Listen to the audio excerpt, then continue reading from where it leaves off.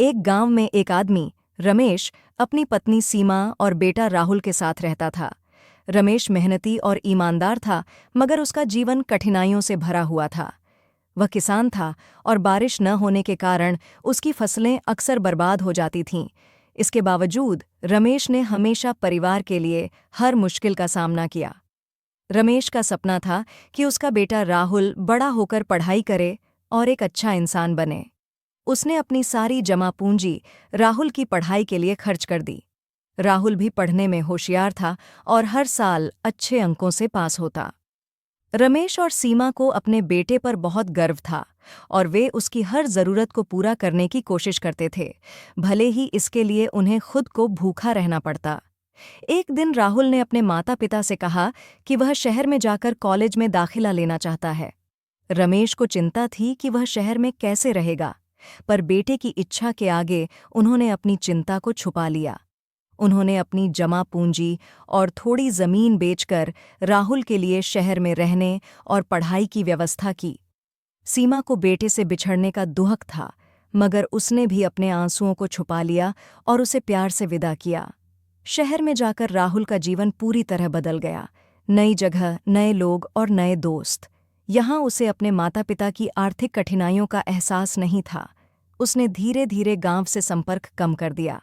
अपने दोस्तों की देखा-देखी वह दिखावे की जिंदगी में उलझ गए और पढ़ाई से मन हटने लगा। उसकी दोस्ती कुछ गलत संगत में पड़ गई और धीरे धीरे वह नशे की लत में डूब गया। रमेश और सीमा को जब भी राहुल का फोन आता, वे बहुत खुश हो जाते थे, लेकिन राहुल का व्यवहार धीरे धीरे बदल रहा था। वह अब अपनी ज़रूरतों के लिए पैसों की मांग करने लगा और रमेश किसी तरह उसे पैसे भेजने की कोशिश करता रहा। अपने बेटे की खुशी के लिए रमेश ने अपनी बची-कुची ज़मीन भी गिरवी रख दी, ताकि राहुल की पढ़ाई और ज़रूरतें पूरी हो सकें। एक दिन राहुल का फ़ोन आया और उसने बताया कि उसे तुरंत पैसों की ज़रूरत है। रमेश ने आखिरी उम्मीद के रूप में अपने पुराने दोस्त से कर्ज मांगा और पैसे भेज दिए, लेकिन राहुल ने वो पैसे पढ़ाई में लगाने के बजाय अपने दोस्तों के साथ मौज-मस्ती में उड़ा दिए। कई महीने बीत गए और रमेश को अपने बेटे की कोई खबर नहीं मिली। उसकी सेहत भी धीरे धीरे खराब होने लगी, मगर उसने किसी से कुछ नहीं कहा। सीमा भी अपने बेटे की चिंता में घुलने लगी।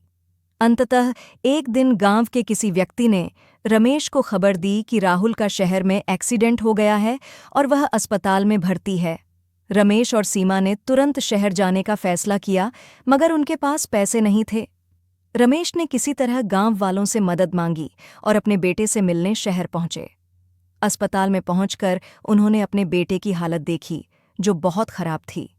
डॉक्टर ने बताया कि राहुल नशे की लत के कारण कई बार बीमार हो चुका है और एक्सीडेंट ने उसकी हालत और भी बिगाड़ दी है। रमेश और सीमा टूट गए। उन्होंने बहुत प्यार से राहुल का ख्याल रखा, मगर राहुल की हालत दिन ब दिन बिगड़ती जा रही थी। अंततः एक दिन राहुल ने आखिरी सांस ली।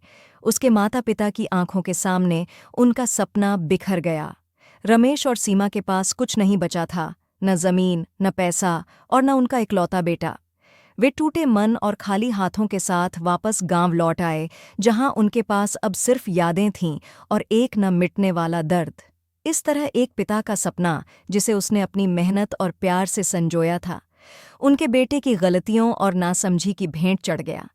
ये कहानी एक सबक छोड़ गई कि कभी-कभी हम जो चीज़ें पाना चाहते हैं, वे हमारी ज़िंदगी की खुशियों से ज़्यादा कीमती नहीं होतीं।